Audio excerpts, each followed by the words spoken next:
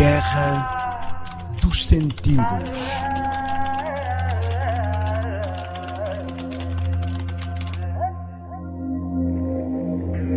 Muito bem-vindos à Guerra dos Sentidos. Aqui, Daniel Spencer, a vosso serviço, a partilhar várias questões que têm a ver com a nossa interação com a visão, a audição, o tato, o olfato e o paladar. Estamos na sequência das sessões sobre música e agora vamos entrar na música e nos seus efeitos.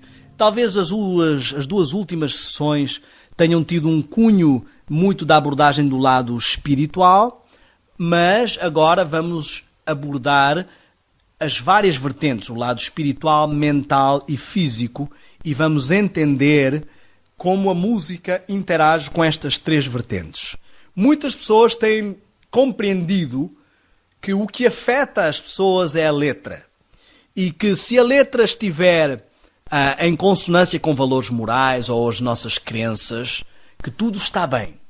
E isto tem sido um grande engano que tem feito com que as músicas que nasceram no berço da miscigenação e que nasceram no berço do blues, do swing e do jazz, com a origem do rock e de outros estilos correlatos ou relacionados, essas músicas tenham afetado a nossa sociedade. E hoje temos uma sociedade onde, graças à violência e outras formas de abordagem de sexualidade não tão positiva, com resultados negativos, e muitas vezes não entendemos como várias coisas podem estar a afetar.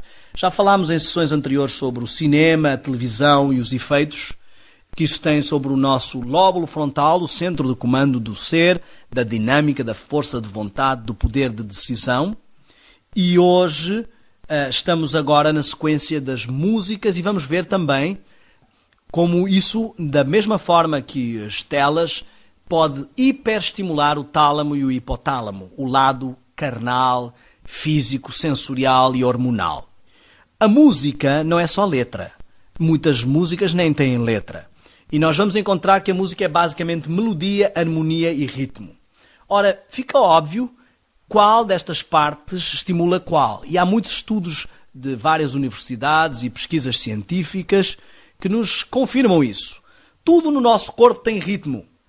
O coração tem ritmo. Se você dá uma corrida, ele acelera. A pulsação tem ritmo, o cérebro tem ritmo, tudo no corpo tem ritmo. Então fica óbvio que o lado rítmico é o que interage com a dimensão física ou corporal. A harmonia nos estimula com a diferença de sons que têm que ser conjugados.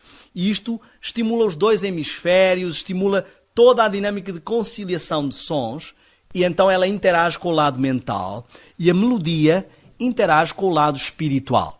Então, estes três elementos da música, que são a essência da música, estão a interagir diretamente com os três elementos do indivíduo, que são a essência do indivíduo, e onde vem o problema de gozar ou não de dinâmica e de saúde mental, física e espiritual. Por isso temos que analisar como a música nos pode afetar.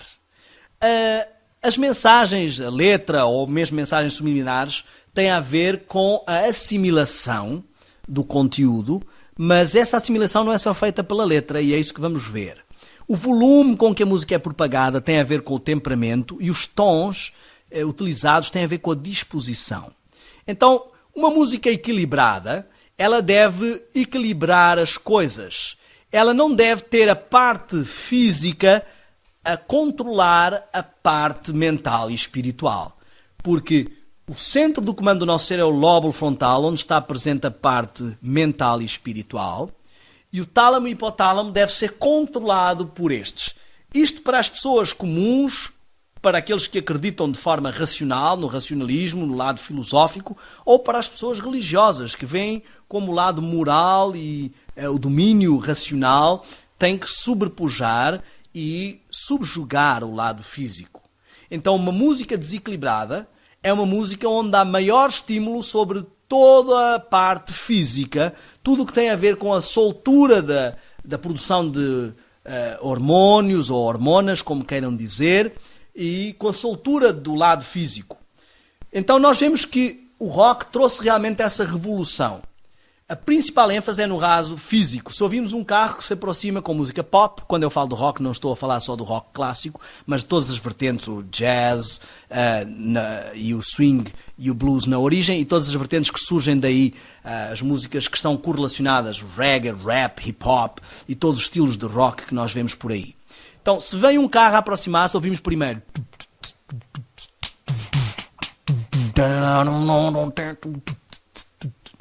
Aquilo que ouvimos primeiro é o som de influência sobre o lado físico. Por isso essas pessoas vivem com um principal estímulo e controladas pelo lado físico. Elas respondem principalmente aos estímulos físicos mais do que aos estímulos intelectuais ou espirituais ou morais. Só quando o carro se aproxima um pouco mais é que ouvimos a harmonia e só quando ele está perto é que temos acesso à melodia que estimularia o lado espiritual ou moral. E quando ele se afasta, vemos claramente que a ênfase está no lado físico. E este lado físico é viciante, porque é um estímulo direto sobre o tálamo e hipotálamo que vai viciar-nos na produção de hormônios ou hormonas de adrenalina, hormônios ou hormonas sexuais. Então, toda esta liberação ou libertação hormonal, ela é viciante. E as pessoas têm necessidade de cada vez mais desse estímulo. Como em qualquer outra droga, elas começam a ter mais necessidade desse estímulo. Então, não basta já precisa de um subwoofer. Todo um estímulo excessivo. Tal como a pimenta pode viciar uma pessoa, ou outro tipo de estupefacientes, eu não queria chamar a pimenta de estupefaciente, entendam o que eu estou a dizer, outro tipo de coisas, de substâncias que criem dependência, mas também este estímulo cria uma dependência. Uma música equilibrada deve também ter uma mensagem clara, e nós vemos que a maior parte desses estilos não tem uma mensagem clara. A mensagem é subjetiva ou perde dinâmica em relação à música. Se ouvirmos, por exemplo, uma música de heavy metal, os rocks pesados, não se entende a letra e não é o objetivo. As pessoas não estão ali para entender a filosofia, embora elas saibam as letras, não é? Mas o que interessa ali é o efeito, o estímulo, a sensação, ou seja, o lado físico. Também numa música equilibrada, o volume é equilibrado e nós vemos que esses géneros de música têm tendência a ter volume desequilibrado. É muito anormal ouvir alguém, e não estou a defender a música clássica, ela também tem os seus problemas, mas ouvir alguém ouvir música chamada clássica aos altos berros, como se ouve com o rock. Ou ouvir alguém ouvir rock e todas as suas vertentes assim baixinho, só para curtir um sonzinho. Normalmente não acontece. Também os tons. Se virmos uma música erudita ou com ênfase na melodia, ela é mais dinâmica e os tons são mais dinâmicos.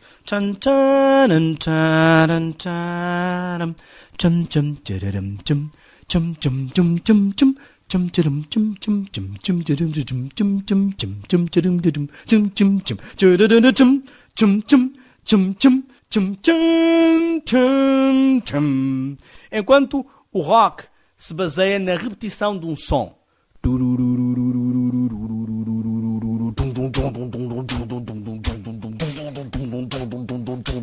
O som é repetido. Nós vamos ver na próxima sessão como esta repetição do som e o tipo de momento onde se enfatiza o ritmo, que já está a ser o principal estímulo, tem ação sobre o nosso corpo.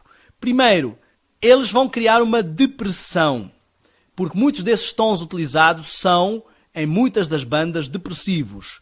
Eu costumo cantar uma musiquinha interessante, e vou cantar-vos na próxima sessão, que explica e dá esse exemplo.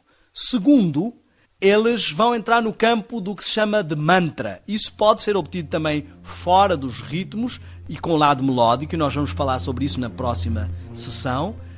E isso propicia o registrar de informação e o inibir do lado racional. Mas isso vamos falar na próxima sessão da Guerra dos Sentidos. Até breve.